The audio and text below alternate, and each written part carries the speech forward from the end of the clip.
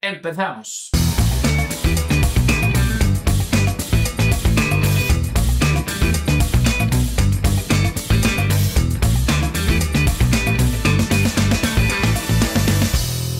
Para cualquiera que lleve tiempo comprando cómics estadounidenses por internet, ComicsBuggle es un sueño hecho realidad. Por 6 motivos. Primero, un servicio de atención al cliente de 10. No hay correo que les mandéis que no respondan en un plazo de un par de horas. Segundo, porque cuando os llega el material es a prueba de bombas la caja. La abrís, empezáis a sacar papel relleno y cuando llegáis a los cómics están envueltos en plástico de burbujas, garantizando así que el daño que puedan recibir sea nulo. Sea nulo, a no ser que, punto 3, hayáis comprado alguno de los cómics que suelen tener gradados según daño con el que a ellos les ha llegado y que en ese caso estarán rebajados entre un 15 y un 25%. Y esto contando con precios que ya están muy rebajados con respecto al de portada. Cuarto, gastos de envío gratuitos a toda Europa. Quinto, muchos métodos de pago. No solo el compro y pago, sino el compro y pago en 3 meses o compro y pago durante 3 meses y a la finalización de esos 3 meses recibo mi TVO que ha estado apartado desde el minuto 0, desde el minuto en el que hemos elegido esa opción de pago, nos han apartado el cómic y cuando terminamos de pagar esos 3 plazos nos lo mandan, algo que me parece una genialidad. Y sexto y último, un sistema de recompensas que creo que no tiene ninguna otra tienda de cómics en Europa, que va acumulando puntos por cada compra que hacéis y que podéis canjear por dinero en la tienda cuando queráis. ¿He dicho 6?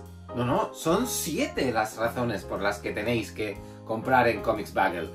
Y la que se me estaba olvidando era la que quizás os llame más la atención. Y es que si utilizáis el código que ahora mismo aparece sobreimpreso en pantalla, obtendréis un descuento de 5 euros en una compra de más de 50 solo una vez por usuario. Algún límite tenía que tener esta ganga. En serio, con todas estas razones, ¿quién no se lanza de cabeza a comprar en ComicsBuggle? ¿A qué estáis esperando? Primer cómic, Judge Dredd, la película. Una edición que ha hecho Dolmen por el 30 aniversario de la película. Yo la vi hace 2 años, creo, 1 año. La volví a ver. Yo la vi en el cine, me descojoné en ese momento que sale "Yo soy la ley". ¡Yo soy la ley! La peli no es tan mala, de verdad. O sea, no es lo que es. No es lo mejor de Stallone, por supuesto, ni lo peor tampoco, ¿no? Pero, bueno, es una película que tiene muchos aciertos, porque también vi antes la última producción de Dredd, película que tenía a Alex Garland como máximo responsable. No era el director, pero sí el guionista y el que empujó a hacer esa nueva adaptación, que todo el mundo habla mejor de ella. Es verdad que es mejor película, pero no creo que sea mejor adaptación. Creo que la película de Stallone tenía muchos aciertos. Danny Cannon fue el director y él era el primero que le encantaba el personaje y quiso hacerlo, pero bueno, ahí entraron productores que no estaban muy de acuerdo en llevar ciertas locuras que quería hacer el director con el personaje, incluso sí bajar el tono adulto y crítico que tenía y que tiene Judge Dredd. Y al final la película salió como salió, una película casi para todos los gustos, no para todos los públicos, pero casi para todos los gustos, menos para los que realmente conocían al personaje, que se quedaron un poco a media. Aunque, bueno, Stallone lo hacía bien, correctamente, aunque luego desprotegaba mucho de la película. Y Armand Assante como malo estaba bastante correcto desde mi punto de vista. Y luego los efectos especiales para la época estaban brutales y la banda sonora de Alan Silvestri era impresionante. ¿Qué tal es el cómic, esta adaptación? Por supuesto, lo interesante de esta adaptación es que está Carlos Ezquerra dibujando, que es el creador del personaje. Un desarrollo de su arte muy en la línea de la época en que se presentó la película en los 90. Una splash page y con un desarrollo mucho más vistoso de lo que viene a ser su arte, si entramos en comparación con las tiras de 2000 AD donde estaba incluida la aventura del Judge Dredd. El guión es un poco más serio que la película, hay menos elementos cómicos, hay un personaje que, como bien sabemos, se repite, que es muy cómico y casi todo es bastante fidedigno. Estamos hablando de un cómic muy fidedigno a lo que es la película, pero de un prisma bastante más seco, menos espectacular, no aporta nada más, no encontraremos ninguna escena añadida, no es un tomo, de mi punto de vista, que aporte demasiado. Lo que en la película. Sí quiero decir que la editorial me parece bastante fuera de lugar, con todo el respeto a Barsem. Empezamos hablando, un poco criticando, por no decir, a todos estos youtubers, como que hablan mucho de los cómics sin saber nada de cómics, un poco refiriéndose a ese fan de Marvel que sabe mucho de Marvel sin haber leído un cómic, ¿no? Pero luego después lees toda su editorial y tiene un párrafo para hablar del cómic. El resto de la editorial habla solamente de la película, está haciendo lo mismo que está criticando. Y uno sabe totalmente de qué tendencia política es Barsem, porque bueno, lo deja claro en la editorial, ¿no? Que no sé hasta qué punto tiene que ver con este cómic. Si venimos aquí a arengar y a dar lecciones de política, no entro ni estoy de acuerdo con esa editorial. Creo que el cómic es cómic y utilizar el cómic para hacer política, que lo hagan los autores, pero no el que tiene que hacer una editorial, porque, en fin, cada uno tenemos nuestra ideología política, ¿no? ¿Necesaria? No. Una adaptación de un 6,5 para completizar. Viene con una historia adicional al final del tomo, que tampoco creo que aporta demasiado. Multiverso de Juez Dredd que no tiene nada que ver con lo que viene a ser la adaptación de la película, pero que bueno, que Dolmen supongo que ha querido añadir. No es el mejor tomo de Juez Dredd para comprar, desde mi punto de vista. Creo que Dolmen está haciendo un trabajo excepcional. Si no tiene otros tomos de Juez Dredd que ha sacado Dolmen, corre a por ellos antes que por este. Ahora nos toca Monstruos y el segundo tomo de Void Rivals. Si hacemos un poco de memoria de lo que a mí me pareció el primero, bueno, me gustó, demasiado presente el Enemigo Mío, la película de Enemigo Mío. La trama, desde mi punto de vista, era muy lenta y acontecían pocos sucesos interesantes. Me quedé un poco abierto a ver qué pasaba, porque obviamente el universo de Transformers, este universo Nergon, a mí personalmente me chifla. Y espero mucho de él. También espero mucho de Robert Kirkman. ¿Y qué me ha parecido este segundo tomo? Pues ahora sí me ha gustado bastante. Una evolución mayor, un ritmo de acontecimientos mayor. Es verdad que Robert Kirkman se caracteriza por ir un poquito lento en ciertos momentos en algunas series, ¿no? No así en Invencible, que en Invencible pasaban muchas cosas, pero sí en Walking Dead. Ya sabéis que en Walking Dead seguían pasando muchas cosas, pero era más lento. Unos personajes que se van definiendo mucho más, y la aparición ya de Transformers, que eso ya nos gusta, los Autobots. Hay Autobots ya en la historia y hay momentos de acción bastante importantes, muy bien desarrollados, donde Lorenzo de Felici ya sí da un do de pecho, que bueno, que ya se veía también en el primer tomo, pero aquí ya se desarrolla perfectamente. Y tenemos una historia que va a más y donde se van hilvanando varias líneas argumentales a la vez, paralelamente, que van a confluir posiblemente en el siguiente tomo. Y yo le pondría, sin duda, un 8,5. Vamos a ver qué nos esperan el tercer tomo y, por supuesto, una serie a seguir. Nueva Espada Salvaje de Conan, que tenemos bastante de Espada Salvaje de Conan. Este formato más tipo Premiere, donde se recopila la Espada Salvaje de Conan de Duggan y de Garner. En este primer tomo, que se llama La Sexta del Kogatun, bueno, pues tenemos a un Conan muy bien dibujado por Ron Garner, que busca un tesoro. En el periplo de esa búsqueda encuentra algún que otro personaje que se hace amigo y compañero de él, y al final se enfrenta a una némesis que, bueno, es Kogatun, que da título a este tomo. La historia empieza y termina, así que bueno, es un tomo unitario que podemos disfrutar sin necesidad de haber leído nada antes, necesidad de comprarse otro tomo más. Este primer número me parece que lo más destacable viene a ser, por supuesto, el dibujo de Ron Garner. Un Ron Garner que ya sabemos se adapta perfectamente a los personajes y adapta su estilo pictórico a estos personajes. Aquí nos presenta un Ron Garner muy parecido a su etapa del Capitán América, pero con un trazo mucho más sucio, hace que el dibujo empase muy bien con la historia y con lo que viene a ser el personaje de Conan, que es bastante salvaje, como bien dice el título de la colección. Utiliza también Garner muy bien todos esos claroscuros, momentos donde la iluminación está perfectamente utilizada en el color de Richard Isanove. Estamos hablando de un cómic que artísticamente a nivel visual está rayando muy altas cotas, aunque con un estilo bastante más moderno de la serie de Conan el Bárbaro de Rob de la Torre, que bueno, que ya sabemos que es muy deudor de John Buscema. Aquí no, aquí tenemos un Conan mucho más moderno en el trazo y por eso posiblemente aquellos que no gustan tanto del Conan clásico os guste más esto y entréis más a esta historia. Una historia que incluye elementos muy típicos del personaje, que ya hemos visto incluso en películas, y lo lleva bien a una aventura con todos esos parámetros preestablecidos que cumple a rajatabla: magia, traidores, pícaros, y no se arriesga. Esta historia no arriesga demasiado, pero entretiene. Está por debajo, por supuesto, del dibujo de Ron Garney, y yo le pondría un 7,5 a esta nueva colección, este primer tomo. Vamos a ver cómo sigue, pero bueno, ya sabéis que esto ya se editó en su momento y que está recopilado en este formato que a mí me parece maravilloso, que siempre reivindicaré. Y seguimos con Conan, y en este caso la biblioteca Marvel. Estamos hablando de los números 12 y 13. El 14 también me ha llegado, pero todavía no me lo he leído. Seguirá en las próximas lecturas Fancueva. Y es verdad que podría haberme leído, pero... ¿Y por qué os digo eso? Es porque el 13 queda como what the fuck, ¿qué está pasando aquí? Estamos ante uno de los mejores momentos de Conan. Yo lo estoy disfrutando muchísimo, muchísimo. Yo soy un amante del personaje y esta etapa es una brutal. El número 12 tiene la adaptación del Fénix y la Espada, que es un relato que es lo más flojo de estos dos tomos, desde mi punto de vista. Aquí tenemos a Vicente Alcázar y John Montano para el dibujo. No está a nivel de John Buscema, obviamente, y luego aparte el relato se me antoja un poco más farragoso. Aquí Roy Thomas no está tan hábil como en lo que viene al final del tomo 12, que nos encontramos a Kul, Rey Kul. Llegamos al trono de Topacio y ahí tenemos un crossover con otro personaje de Robin el Howard, y ese cruce entre Conan y Kul, uno de los momentos míticos de lo que viene a ser esta etapa. Pero aún así, aunque este momento es muy bueno y esta raya en alta altura, me quedo principalmente con el tomo 13 porque se desarrolla ya la saga de Belit.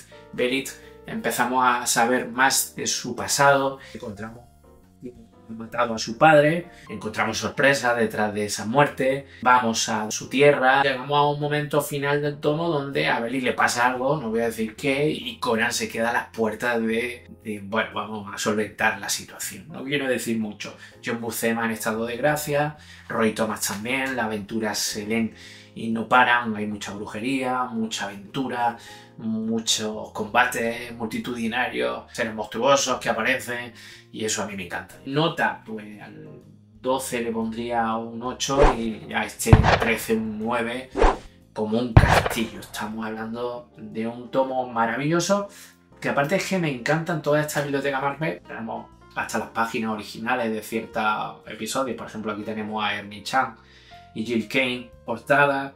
Los textos son espectaculares, los correos, comentarios del propio Roy Thomas diciendo, bueno, pues aquí no lo hice tan bien, no me gustó tanto esta historia. Dice, coño, pero si es que la historia era buenísima. Estamos hablando de unas ediciones que a mí me encantan. Yo, ¿qué queréis que os diga? Soy amante absoluto de la línea Biblioteca Marvel, y ahora vamos a ver Biblioteca DC, porque ya nos llegarán dentro de nada las nuevas ediciones, la de Superman de John Byrne, y estoy deseando porque de verdad que soy un amante de este cómic clásico de Conan, de superhéroes, y por eso hablo de lo que viene ahora. Va a ser un vídeo largo, pero es que lleva mucho tiempo sin hacer vídeos. Capitán América, Biblioteca Marvel, el 4. ¿Y por qué aquí reseñamos el 4? Vamos a empezar a reseñar muchas bibliotecas Marvel, porque creo que es necesario hablar de clásicos y creo que está haciendo un esfuerzo importante Panini. Y aquí entramos en Capitán América. Yo tengo los anteriores, por supuesto, pero hablo del 4 porque aquí empieza la serie original. Teníamos Tales de Suspense, compartía con Iron Man, con otros personajes, y aquí ya tenemos por fin a la serie de Capitán América. No supone nada a nivel de global, porque nosotros leemos el tomo y nos encontramos pues que la historia en Tales de Suspense termina y empieza el número 1 del Capitán América tal cual, ¿no? Hay alguna cosa ahí, un prologuillo donde se ve el origen del Capitán América, yo creo que un poco para situar a la gente que no leyera Tales of Suspense, una cosa simple para seguir con la trama que pasaba en el cómic anterior de Tales of Suspense, que si no habías comprado ese cómic, pues te quedaba un poco diciendo what the fuck, ¿no?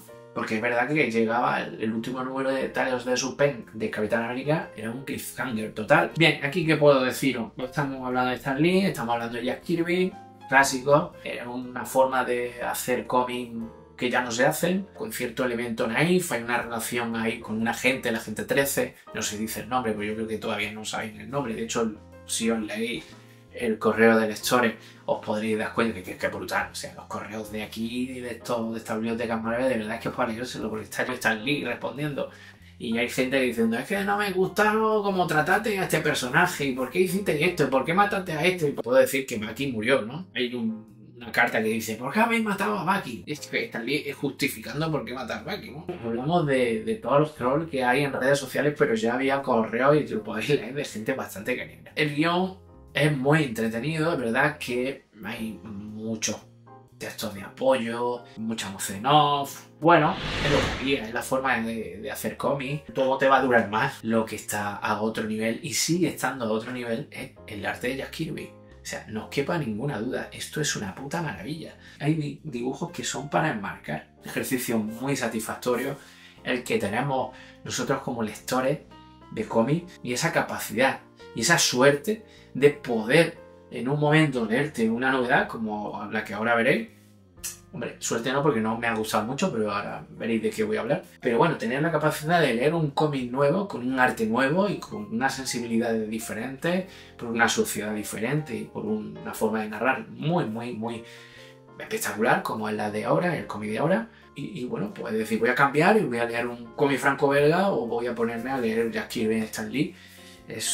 Yo creo que es una suerte, ¿no? Es verdad que hay gente que le cuesta más volver a los clásicos, leer este tipo de cómic, pero para mí es una suerte la que vivimos actualmente los aficionados al cómic. Tendríamos que valorar el cómic y el dibujo por un lado, pero es que no es eso solamente, es que estamos hablando, se valora lo mismo un cómic de ahora que un cómic que tiene 50, 60 años, pero bueno, estamos hablando de historia del cómic, estamos hablando de Jack Kirby en estado de gracia, no me quiero pasar, vamos a poner un 8,5, verdad que el guión a lo mejor no estamos en esa línea, pero una maravilla. Incluso el personaje de Capitán América es un personaje que te sorprende. O sea, tú lees este Capitán América de Jack Kirby Stan Lee, te ves un personaje muy humano, con mucha debilidad humana, con muchas necesidades muy humanas de tener a alguien, de compartir su vida con alguien, de incluso dejar de ser el Capitán América para poder disfrutar de sí mismo, algo que hemos visto en otros personajes comiqueros, como puede ser Spider-Man,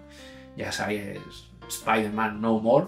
Y bueno, y aquí le junta con Pantera Negra, que Jack Kirby, por cierto, esto sí tengo que decirlo, Jack Kirby dibuja la Pantera Negra como nadie, es decir, es que es negro, o sea, que es un negro puro, es que es un personaje tan oscuro que esto, es verdad que su dibujo es muy colorido, muy popero, y no estamos hablando de un personaje que se vaya a fundir con las sombras, porque no hay sombras, pero me llama la atención la forma en que dibuja Jack Kirby a la Pantera Negra, que bueno, ya lo sabemos de su propia serie, ¿no?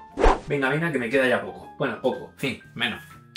Destro, aquí me voy a detener poco. Monstruos, estamos en la línea de Universo Transformers también, bueno, sí, porque el Energon está ahí, aunque en muy segundo plano en ese cómic. Dan Mathers es el guionista y Andrei Bressan el dibujante. Ninguno de los dos hace un gran trabajo. Ya lo digo directamente, este es para mí el peor tomo de todos los que llevamos dentro del universo Transformers, universo Kid-Joe, mejor dicho. Es Destro, como bien sabréis, es uno de los personajes villanos dentro de lo que viene a ser Cobra. Aparece también Comandante Cobra, pero aquí va no ya del origen de Destro, que no nos cuenta el origen, sino un poco entender al personaje y por qué tiene esa máscara, y por qué gobierna a Mars y cómo Mars se mete dentro de lo que viene a ser Cobra. Hay otros personajes también que dentro del lore de G-Joe. El dibujo no es muy allá y el guión es bastante ramplón. Los diálogos a veces dejan mucho que desear y a mí lo que me cuentan aquí me parece bastante innecesario. No es un cómic que vayamos a suspender porque la historia está ahí, la cuenta bien, te interesará más, te interesará menos, pero obviamente es un cómic que si no te compras dentro de lo que viene a ser el universo Transformers no te va a pasar nada, ya os lo digo. Entonces bueno, yo a esto le voy a poner un 5,5. Es de lo que menos me ha gustado de Monstruos hasta la fecha. Mira que está editando cosas muy interesantes y que el universo Transformers me está encantando, pero esto, al principio del vídeo habéis visto nuestro anuncio de Comic Bagel y por supuesto yo tenía un tomo que no había hablado de él, que no ha llegado de Comic Bagel, que nos ha hecho llegar nuestro patrocinador. Es posiblemente la mejor etapa que en los 90 tuvo los X-Men. Por lo menos a mí me lo parece, porque rompió bastante con el status quo de algún que otro personaje, entre ellos Lobezno, el principal. Y hubo un enfrentamiento que mola mucho con Magneto. Estamos hablando de que Magneto para mí es el villano arquetípico de la Patrulla X porque representa lo peor y lo mejor de lo que vienen a ser los mutantes, ¿no? Estamos hablando de un personaje que podría haber sido bueno y un superhéroe, pero por su historia y por su origen al final toma ese camino más beligerante y más extremista que, bueno, pues pasa mucho en la sociedad actual, ¿no? Ahora mismo estamos viendo muchos extremos y creo que Magneto es un personaje muy humano, de los mejores personajes que se han escrito dentro de lo que es el lore de la Patrulla X de X-Men, y aquí pues creo que está muy bien escrito. Y sorprende, dice, bueno, ¿por qué? Porque está Scott-Lode, el gran criticado, ¿no? Scott-Lode, pues verdad que tuvo su etapa en los 90, donde hacía cómics mucho más flojitos, pero bueno, entretenían, era el guionista perfecto para esa etapa y perfecto para continuar con un Chris Claremont que ya estaba bastante agotado, mucha necesidad de cambiar de aire, incluso de parar de guionizar cómics. Todo el mundo necesita un descanso, aunque luego volviera, pero es verdad que no volvió como antes. Este tomo que nos ha hecho llegar Comic Bagel tienen también otros guionistas como Peter David, Fabián Nicieza, Larry Hama, porque aquí se confluyen en lo que viene a ser la saga que es Fatal Attractions, confluyen varias series, donde estaba Joe Quesada y Peter David. Joe Quesada en un momento bastante interesante de su arte, primerizo, bueno, algo sí, pero ya se veía al Joe Quesada, que luego después veríamos desarrollar todo su atributo artístico en Marvel. Y bueno, pues teníamos a John Romita también, teníamos a Chris Bacalo en X-Men Unlimited, teníamos también a Brandon Peterson, a Greg Capullo, que venía haciendo X-Force, Ken Lashley, Roger Cruz, no el Roger Cruz que tenemos ahora, que ha mejorado bastante, Tom Grumet, que venía de DC, Jay Lee, Paul Smith, el mítico Paul Smith, Derek Robertson,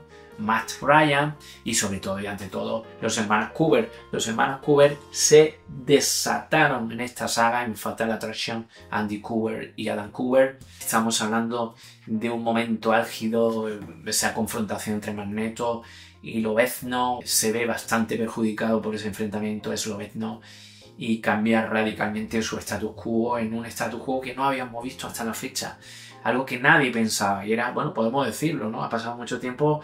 Lobezno, Magneto le llega a arrancar el adamantium del esqueleto a Lobezno y era una situación que los que seguimos estos cómics en esa época era como what the fuck, ¿realmente ha pasado esto? En esos momentos donde poco cambiaba el status quo de un personaje y sobre todo uno principal de la Patrulla X, encontrártelo así y sobre todo a Lobezno, estamos hablando de Lobezno, el personaje de los X-Men. Una saga muy interesante, muy recomendable. Un cómic que podéis comprar por $100 en Comic Bagel. Ya sabéis, utilizar el descuento que tenemos nosotros en el canal, Comic Sten, ese código. Y bueno, si no tenéis esta saga, ya estáis nada. Luna de Guerra.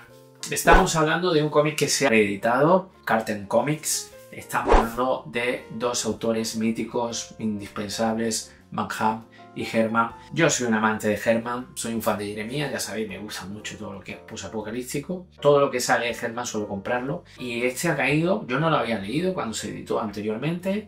Y bueno, la edición de Carten está muy bien porque, sobre todo al principio, tenemos varios artículos posicionándonos en esta colaboración entre los dos autores. Realmente Van Ham tenía bastante interés en colaborar con Herman y Herman quería hacerlo todo él y bueno, hasta que al final se encontró con una situación donde estaba libre y pudo trabajar con Van Ham. Y bueno, la historia está muy bien, es una historia bastante, podríamos decir, francesa. Es una familia que se casa en una campiña francesa. La familia está regentada por un pater bastante mafiosillo y que compra a todo el mundo. Se iban unos tomates con gambas, que es un plato parece típico francés, que yo la verdad es que no le veo mucho el sentido, pero bueno, los franceses que comen como el culo. Perdonad si hay algún francés aquí viéndome, pero yo es que las dos veces que he ido no... Me han dicho que los pueblos se comen muy bien, pero las dos veces que he ido en París no me... Bueno, el vino es maravilloso, ¿eh? El vino, los quesos son la hostia. Volviendo al cómic, bueno, pues sería una A porque según los que se casan y la familia de los que se casan, pues la gamba está en mal estado. Entonces, pues el restaurador de esa campiña se cabrea y empieza a ver, se forma un picatoste de proporciones interesantes, muy francés, muy comedia francesa. y al final es una guerra total desatada entre la familia de los novios y la familia que recinta esa campiña y una celebración de esta boda, que esta boda se va a tomar por culo, literalmente. Me gusta mucho el cómic, el dibujo de Herman está en un alto nivel. Estamos hablando de posiblemente en esa etapa donde él sabía utilizar, para mí, sobre todo el tema de la noche. La noche, la paleta de colores que utiliza en la noche es impresionante y visualmente es una gozada. Tenemos aquí, antes del relato, un desarrollo de personajes con el dibujo, y aquí desarrollado quién es quién en toda regla, como si fuera un Cluedo, cuál es la relación entre ellos, y luego entiendes por qué actúan de cierta manera dentro de lo que viene a ser el relato. Bastante interesante, un cómic que recomiendo, no es caro, encima te lee en un suspiro. Yo le pondría un 8,5. Genial ver a dos autores trabajando conjuntamente, aunque a lo mejor alguien esperaba algo más grandioso, pero bueno, a veces menos es más. Bueno, pues me quedan 2 cómics, y este cómic ya creo que lo ha reseñado Sergio, La Casa User. Yo sé que a él le ha gustado mucho y va a ser no la primera vez que hablemos los dos de un mismo cómic. Lo vamos a hacer varias veces porque creo que eso es lo interesante de este cómic, que tanto Sergio, con su prisma, con su bagaje, su gusto y cómo ha ido evolucionando ese bagaje, con esa evolución que él ha tenido como lector de cómics, con sus gustos personales y con su idiosincrasia, y yo con las mías, pues tenemos sensibilidades muy diferentes. Es verdad que a lo mejor Sergio, desde un punto de vista externo, yo lo veo como que predispone mucho lo que viene a ser lo que es el dibujo, ¿no? Claro, él siempre lo dice, ¿no? Que es un arte visual. Pero yo creo que tiene que haber cierto equilibrio. Puede ser que a lo mejor el dibujo no sea la hostia, pero si el guión me entretiene y me gusta, el cómic me engancha. Y estamos hablando realmente de un cómic donde aquí sí hay un desequilibrio. Yo sí veo un desequilibrio. Y eso me afecta, ¿no? Es decir, a Sergio creo que le ha gustado mucho porque Jaime Calderón se sale. Y lo vuelvo a decir, y creo que los mejores dibujantes del mundo están en España, son españoles. Juanjo Guarnido, o Jaime Calderón, o Kenny Ruiz, o Pepe Larraz. Estamos hablando de dibujantes muy diversos, muy diferentes, que tocan muchos palos y muchas sensibilidades comiqueras diferentes. Y están todos ahí. Es que están en el cómic franco-belga, está en el manga, cómic de superhéroes. Es brutal. Y Jaime Calderón aquí hace un trabajo excepcional. O sea, si yo tuviera que valorar el dibujo, esto es un 10. El guión de John Defoe, desde mi punto de vista, no quiero y no puedo. Estamos hablando de más importantes relatos no ya de Edgar Allan Poe, estamos hablando de la literatura universal. Es interesante ver al propio escritor Edgar Allan Poe convertido en personaje dentro de lo que viene a ser el cómic. Pero bueno, tampoco es un ejercicio de bastante originalidad. Esto ya lo hemos visto en más de una ocasión. Incluso lo hemos visto en más de una ocasión tratándose de Edgar Allan Poe. Entonces, bueno, no me ha sorprendido. No es un cómic que a mí me haya sorprendido. Si yo tuviera que darle una nota a este cómic en global, sería un 7. Pero es que el dibujo de Jaime es un 10. Entonces, bueno, vosotros veréis. Y si sois como yo, que le dais el conjunto, pues bueno, que tengáis en cuenta que el guión está muy por debajo. Esto sí queda mi comisteca. ¿Por qué? Porque es que este dibujo es la hostia y estoy deseando que Jaime siga haciendo cosas para engancharla. E incluso no sé hasta qué punto se le da guión, pero oye, si tiene inquietudes, Jaime, why not? Y termino. Y no con una novedad, pero sí con una reedición. Estamos hablando de Catamount. El tomo 1. Estos son 2 tomos. Seguramente algunos ya lo habéis leído esto, pero yo vengo aquí a avisar de que quien no lo haya hecho, que corra por favor a comprar este primer tomo, este primer volumen. Yo lo tenía en la lista de deseos de Amazon, por si en algún momento se escapaba alguna copia, porque realmente me habían hablado muy bien de este cómic y pues no podía conseguir el primer volumen porque estaba o bien carísimo, Wallapop, bueno, tiendas de segunda mano, o inencontrable en otras tiendas. Entonces, sí se filtró en algún momento, o sí me filtró algún librero que se iba a editar de nuevo, y así ha sido, y es novedad en ese aspecto, es decir, que corred insensatos si no tenéis este cómic. ¿Y por qué? Benjamín Blasco Martínez, aquí es autor completo, son 2 tomos franceses. Tú ya ves del primer tomo al segundo tomo una evolución impresionante. Es un western que a mí me ha dejado flipado. O sea, de los mejores westerns que yo me he leído en cómic. Pero aquí el guión es la base para mí, para engancharme. Aparte del dibujo, que me gusta, que tiene momentos brutales, pero el guión de Benjamín es una pasada, porque directamente trata de elementos que a mí me fascinan dentro de lo que viene a ser el género western, que es la venganza. O sea, la venganza es un elemento tan poderoso en el western que aquí Benjamín lo utiliza tan bien, tan sumamente bien, y con un timing tan perfecto, con una utilización del arte para causar el impacto que necesita causar el relato que está contando, con ese giro de página que te encuentra esa sorpresa de decir, no me jodas que pasa esto. Mañana me llega el segundo tomo, os cuento lo que siento del primero porque no sé cómo termina la historia. El próximo episodio de Comic Zen os hablaré de cómo ha terminado, si termina a la altura del primer volumen, porque el primer volumen es un 9,5 sin ninguna duda. Vamos, me ha parecido un cómic indispensable, que te lo compre. Bueno, cuidaros, leed muchos cómics, haced el amor, paz y prosperidad.